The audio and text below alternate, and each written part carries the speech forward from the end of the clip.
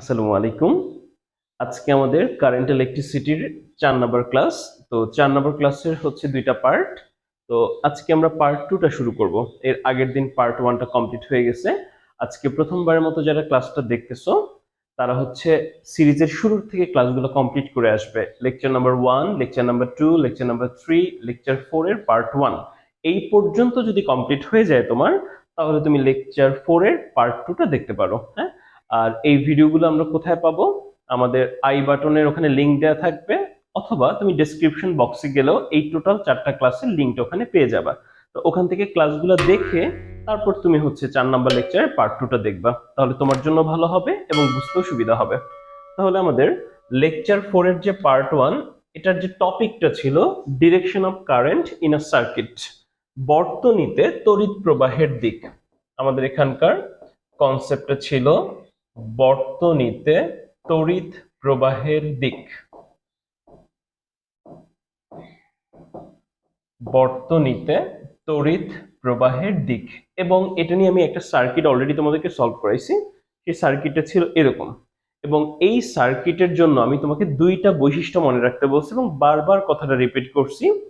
প্রথম বৈশিষ্ট্য হচ্ছে ব্যাটারির বড় দাগ থেকে যতটুকু কারেন্ট বের হবে, ছোট দাগেও ততটা কারেন্ট ফেরত আসতে হবে। দুই নাম্বার বৈশিষ্ট্য ছিল কারেন্ট সম্ভাব্য সকল দিকে যেতে পারে। কারেন্ট সম্ভাব্য সকল রাস্তায় যেতে পারে, তবে কিছু ব্যতিক্রম থাকতে পারে। ওকে, তাহলে আমি এরপরে আর একটা সার্কিট দিয়ে এই দুইটা কথাকে এক্সপ্লেইন করব। তাহলে এইখানে মনে করো আমাদের একটা সার্কিট দেয়া আছে। তো প্রথমে R1 রোধ। এই R1 রোধের দুইটা মাথায় আমরা দুইটা ভোল্টেজ আগে থেকেই ধরে নিব। R1 এর এই মাথাটার কথা তুমি চিন্তা করো, এখানে আমি চিন্তা করলাম 100 ভোল্ট, এবং R1 এর এই মাথায় চিন্তা করলাম এখানে আছে হচ্ছে 90 ভোল্ট। তাহলে আমরা তো জানি কারেন্ট সবসময় উচ্চ বিভব থেকে নিম্ন বিভবের দিকে যায়, এবং ব্যাটারির বড় দাগ থেকে এখান থেকে ধরো যে কারেন্টটা বের হলো, সেই কারেন্টের মান আমি চিন্তা করতেছি 10 অ্যাম্পিয়ার। ওকে, এটাকে আমি অন্য যে কোনো একটা সংখ্যাও ধরতে পারতাম, আমি বোঝানোর জন্য এখানে 10 অ্যাম্পিয়ার চিন্তা করলাম।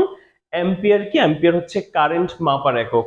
যেরকম তুমি দৈর্ঘ্য মাপার জন্য, যে কোনো কিছুর যে লেন্থ মাপার জন্য মিটার ব্যবহার করো কিংবা সেন্টিমিটার ব্যবহার করো, কারো ভর মাপার জন্য তুমি কেজি ব্যবহার করো, কারো ওজন মাপার জন্য নিউটন ব্যবহার করো। তো এগুলো হচ্ছে কি পরিমাপের একক। তাই কারেন্ট কিংবা ইলেকট্রিসিটি মাপার জন্য আমরা সাধারণত অ্যাম্পিয়ার ব্যবহার করি।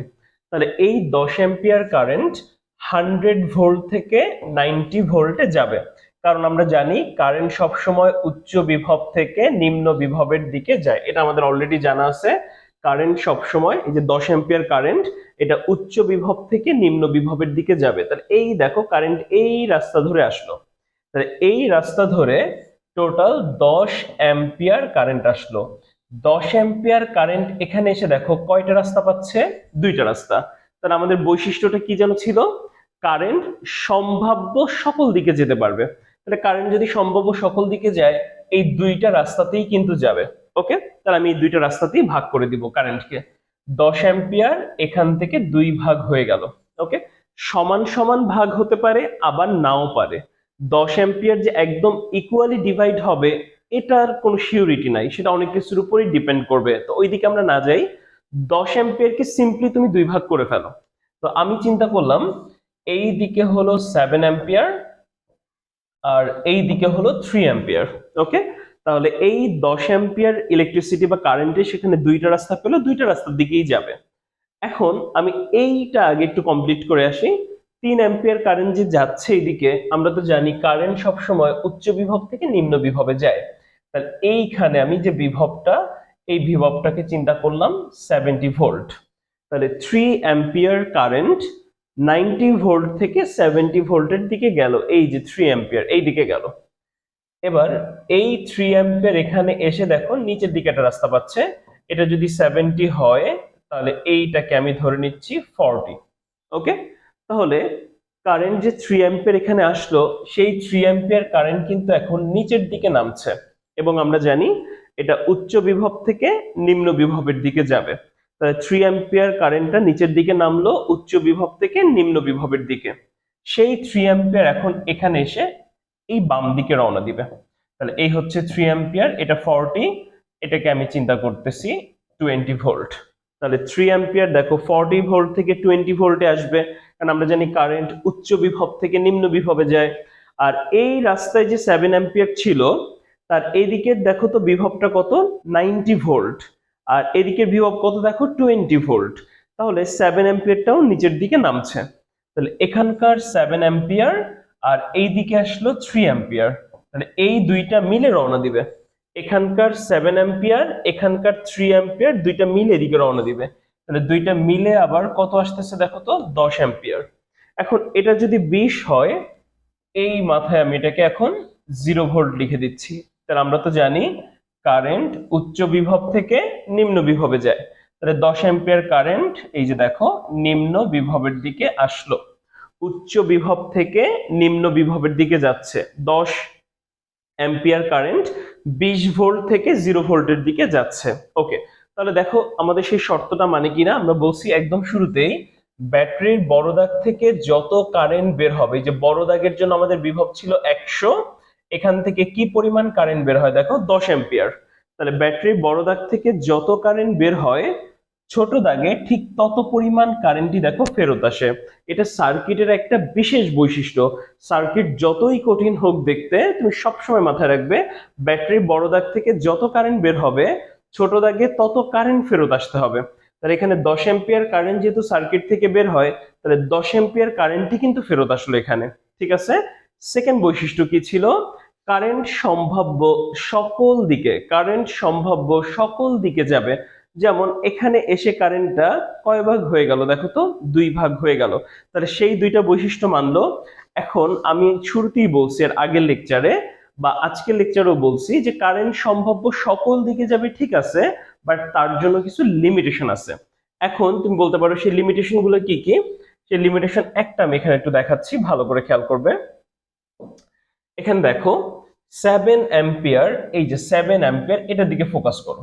এই 7 অ্যাম্পিয়ার নিচে নামার পর এর কাছে কিন্তু দুইটা রাস্তা ছিল, এর কাছে কিন্তু দুইটা রাস্তা ছিল।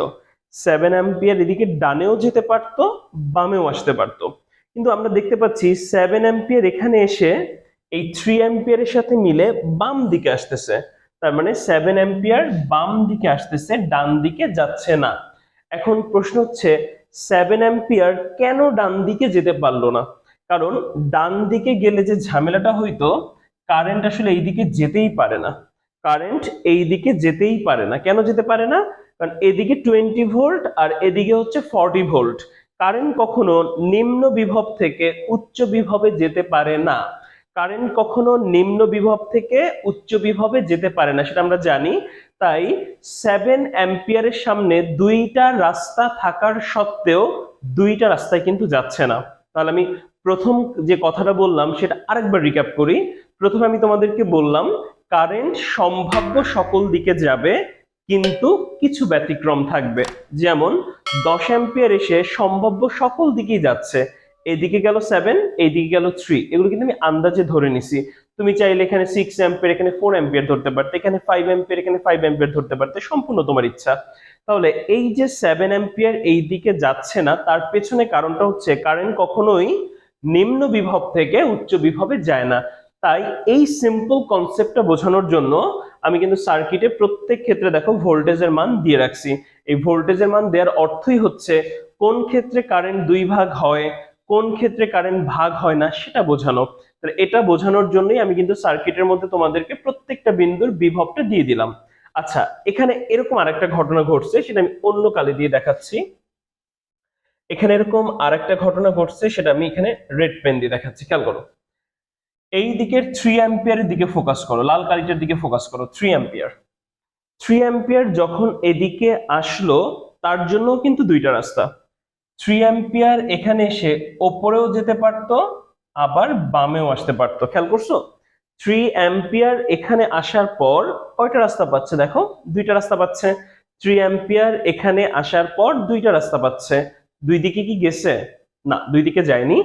7 অ্যাম্পিয়ার এই হচ্ছে 3 অ্যাম্পিয়ার, দুইটা মিলে কিন্তু 10 অ্যাম্পিয়ার হিসেবে বাম দিকে আসছে।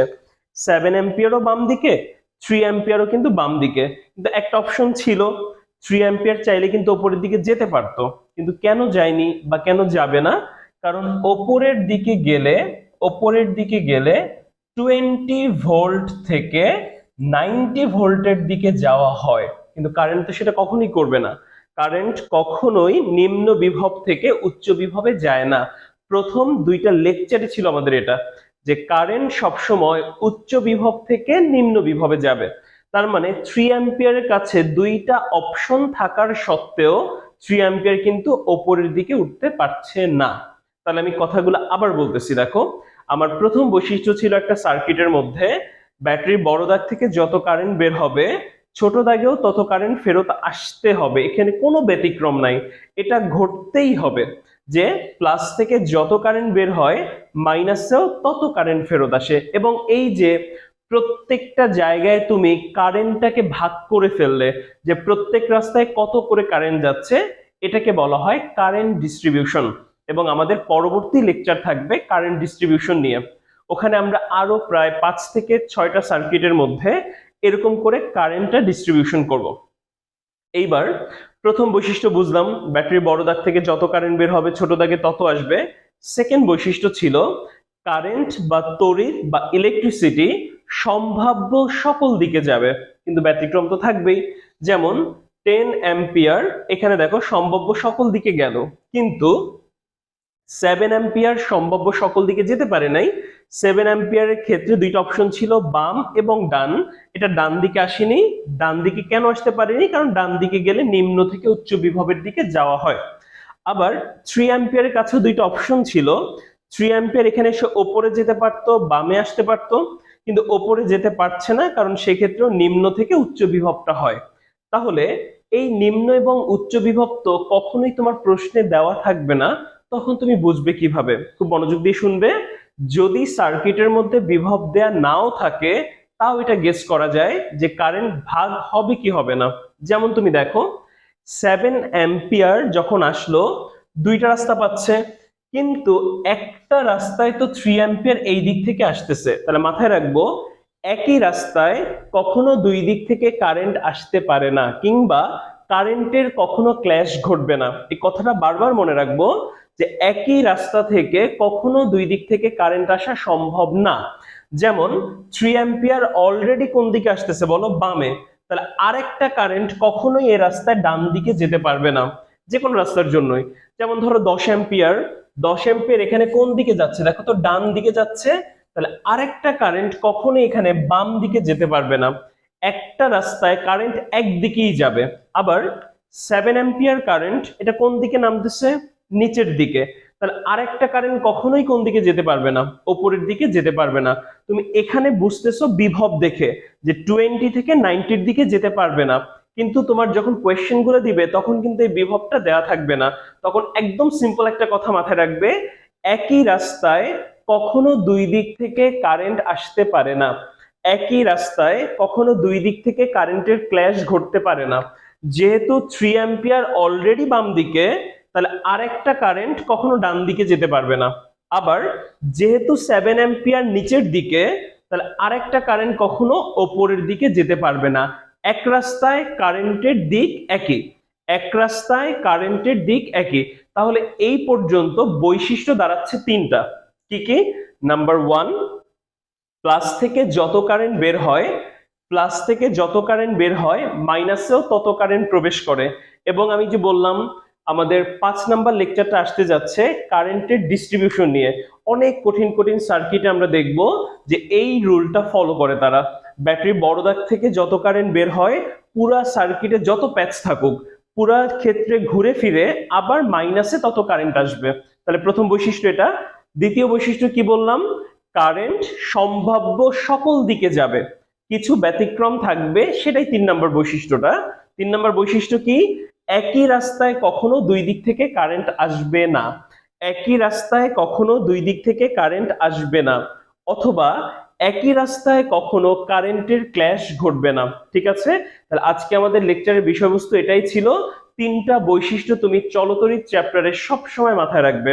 প্লাস থেকে যত কারেন্ট বের হয় মাইনাসে তত প্রবেশ করে। এই কথাগুলো বারবার বলতেছি যাতে ভিডিওটা দেখার সময় তোমার মুখস্থ হয়ে যায়। আমি এই চ্যাপ্টারটা যতদিন পড়াবো এই তিনটা কথা বারবার কাজে লাগবে।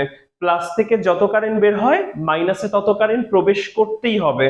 যদি এখানে প্রবেশ না করে তাহলে বুঝবে তোমার ক্যালকুলেশনে কোথাও গরমিল আছে।